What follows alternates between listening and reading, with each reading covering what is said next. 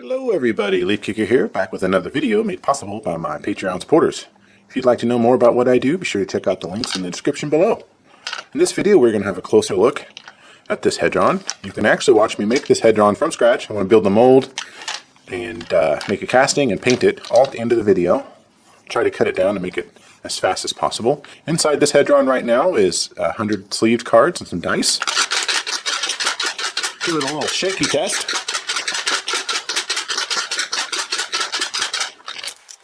You open it up right here, and it's just held on by some magnets, and the lid locks together. Fits under this groove right here. Here's the inside. This is just 100 regular sleeved cards. It will fit 100 double sleeved, like so.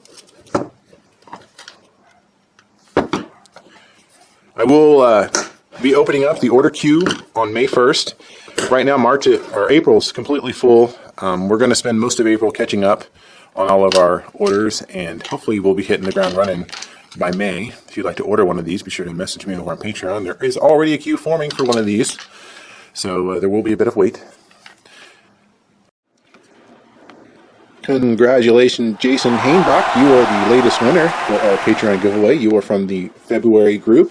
If you'd like to be a winner like Jason, be sure to check me out over on Patreon. Links in the description below. We are very close to doing 2 giveaways a month. I think about $60 shy, so if you can help out, I'd really appreciate it. And stay tuned for watching me make this deck box. Let's have a closer look at the Hedron before I start making a mold for this bad boy. This prototype is made out of wood and epoxy and resin. I've changed some of the design, reduced the amount of magnets that are needed, and improved the runes on the outside. This is 100 double sleeves. Made the finger holes a little bigger so it's more comfortable to get the deck out, and tried to reduce some of the material inside. We're going to take the magnets out. I have to cut each one of these out so I'll have a nice space in the castings. Now I've got the mold all clayed up. Again, just using some plastilina clay. This is sulfur free. It's just a soft, waxy like clay. Here's where I've put the clay down here. And I added a little groove around the base of the clay, so this will help grab the other mold, the other half, whenever we make that. And there's a slight tilt here too. We'll be putting some air vents on top, and that's going to help that be successful to expel all the air out of the molds. Here's the big main piece of the Hedron. This took a lot of clay to work up. And we've got the keys all made up now. I made these two, the lids, slightly different. That way, when the molds are all done, I'll be able to tell which one goes to which. In the future, I'll start making these keys fully cast instead of claying up to save some time. I've only recently moved to having the keys on the outside of the mold like this, and so far I'm pretty happy with the results. Here's the Hedron. Main base, all keyed up and ready to go. And I put one key that's not like the other side. That way I know which way the 2 pieces of the mold are going to go to. The next step before we start making the mold is going to be coating everything in some beeswax. That way the silicone doesn't stick to the mold box. And whenever I start making castings, I'm probably going to reuse this box around the base. That way it doesn't deform any. And having the wood coated with some beeswax will help keep it from getting built up with some resin and silicone. So first time waxing, I don't know. I'm on the fence a little bit. I think it's going to be an improvement. There's some issues I'm a little concerned with. I think that over just developing my mold techniques will probably make waxing a superior choice. You can kind of see the sheen of the wax. One of the things I learned today was you don't really want to cake that wax on. It's not like you're trying to coat a chunk of cheese and saving it. You want a nice smooth finish, and I was able to do that. I saved the main bulk of the Hedron, this piece, for last, so I can kind of experiment with the little lids. And yeah, so the inside, nothing's going to stick to this. It's got a nice smooth wax surface, so the resin and the silicone will just peel right off. Yeah, there's a Hedron, and I only waxed the wood and around the keys. I did not wax any of the wax. I kept all the wax off the main piece. I went through and double checked to make sure I didn't have any wax drops or anything like that on there, because anything that's on the Hedron itself is going to get picked up when we make the mold. So the next step is going to be pouring the silicone. For this Hedron, I'm going to use a cast-a-mold silicone with a tear strength of 30 TF. Air vents already glued in. We will be pressure casting this, or pressure mold, putting this in the pressure pot to cure the mold, and then, so we can pressure cast after. I have put the silicone in a vacuum chamber to de-air it as much as I can. Just let it slowly kind of creep over everything.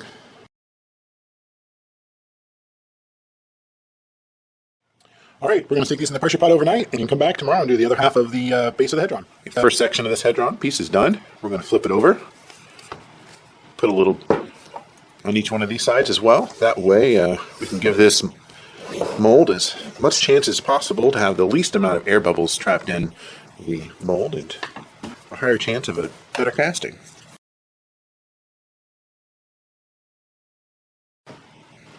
All right, we'll put this in the pressure pot and let it sit. Both sides set. We're going to put the box back on, screw it in, and top it off with silicone. All poured in. Now it's time for the pressure pot. All right, so we got the first half of the silicone molds poured on everything. This is still in the box. I haven't taken this out yet. I haven't taken the screws out. And this is one of the sides that has been disassembled. So we will reassemble the box around this so we can fill the other half up with the second part of the silicone mold. All right, let's see how we did on the base. Hedron. And beeswax really doing its job. We'll trim all this stuff off.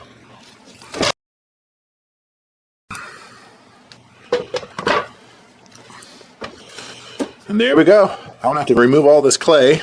I'll do that off camera. I'll come back and show you what that looks like after. Well, fudge. Things are definitely not going as planned for the biggest chunk of the silicone for this Hedron. So let's talk about that a little bit.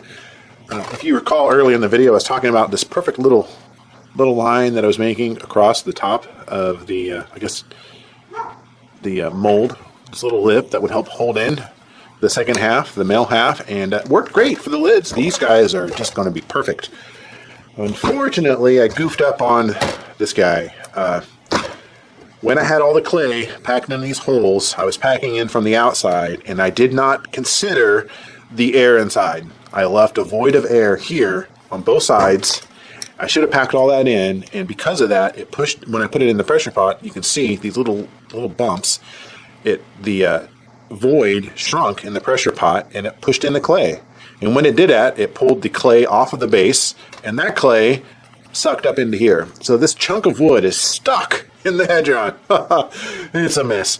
Well, we're going to have to cut this out and try to not damage the Hedron. I pulled it a little bit away from the Hedron right here, and you definitely don't want to do that. It's really hard to try to get the mold to stick back to itself before it's all said and done. Still salvageable. We're still going to make this work. Mistakes happen, though. You just kind of got to roll with them, and this is one of them today. We'll fix it. We'll make it work, but definitely not ideal. So I'll come back, show you how I cleaned all that up, and we'll go from there. Oh, man, what a nightmare. We got it all sorted out. We got the this chunk of a mess pulled out of the Hedron. And this is first for me. It's not happened before, but hey, now I know what not to do in the future. I damaged the Hedron a little bit right here. We're going to patch that up with some epoxy to get this spot fixed right back and proper, and we'll be on this pouring the second half. I've got all the silicone coated carefully with some petroleum jelly, and I've smoothed it all out, and I was careful not to get it on the piece. You can spray a mold release on the piece if you need, but I would not recommend coating it with petroleum jelly. It'll leave streaks. Now we're going to carefully fill all this in with some silicone and throw it in the pressure pot. We want to give this the runes a chance to let the air out. So we're going to pour just a little bit in each one, spread that silicone over each side, and then we'll top it off.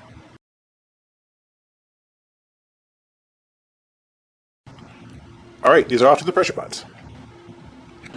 I've got everything assembled and ready to pour the second half of the base of this Hedron. I did go ahead and coat everything already with some petroleum jelly so that the second half of the silicone pour will not stick to the first half. And I think we're able to salvage the mess that was made earlier from the air. But, you know, we'll see how it goes whenever we make our casting tomorrow. So let's get this going and we'll get into the pressure pot for the night. All right, we got these taken out of the mold boxes. We're going to pop them open and see how they look. Pretty sure the lids are going to turn out just fine. Yeah, that looks great. Bam. It's going to make a nice casting on that one. Check the other lid.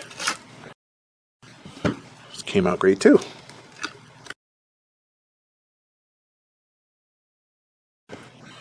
Yeah, I think this is going to work just fine.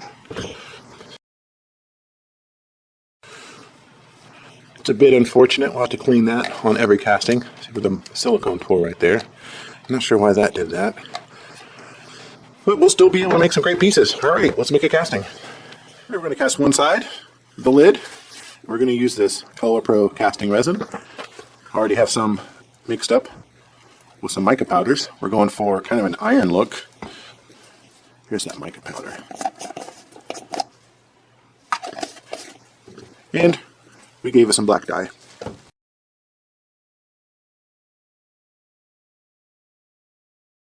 Pour most of it into the mold. Now the vents on the back, because I want the air or the liquid to sit on this side, and that way I'll have a better chance of it not catching any air on those runes. Flip that over.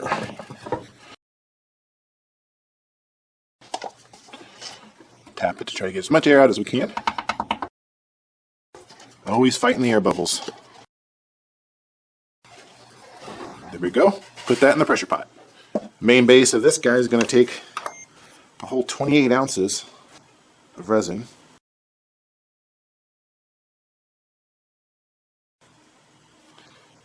Going to be a little bit left in the cup so I can top it off after if I need to.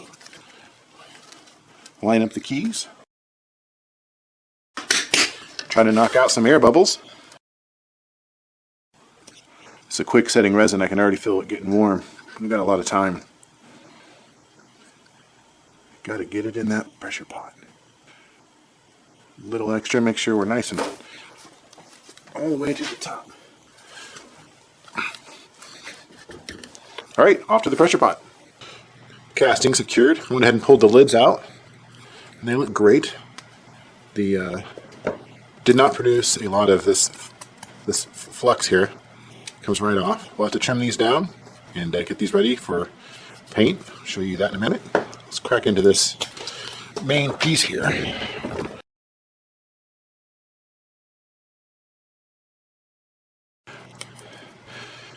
Pretty happy with that. I was afraid this was going to be really thick, but no, this is working great. Now these molds are going to make great castings. All right, so we're going to move on into cleaning this casting up and getting it ready for paint.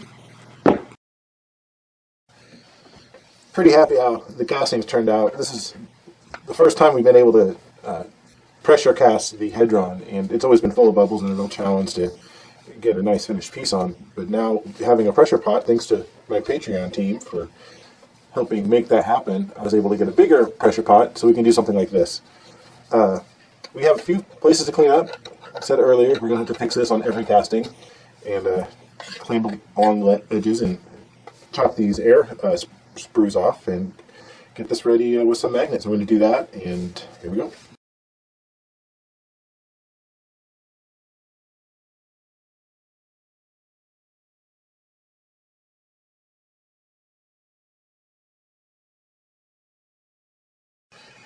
Magnets are installed and everything's all cleaned and dremelled off. We found a few holes throughout the casting, so we're going to take some Magic Sculpt, mix it up with some of that powder, so we have a nice color matched epoxy here that we can smash into those holes and sand it all down.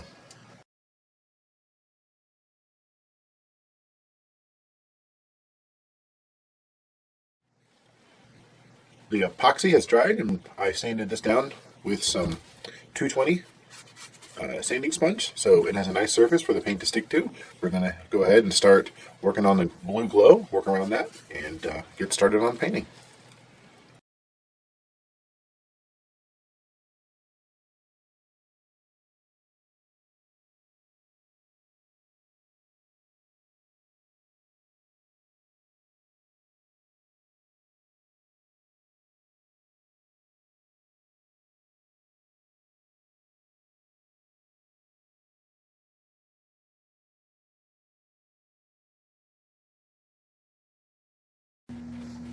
We're at our first save point. I'm going to be clear coating this in just a second to kind of lock in the colors as they are now, and then we'll come back and do a little bit of inking to give some more contrast to this. And I like to use this as a clear coat. Works great for resin.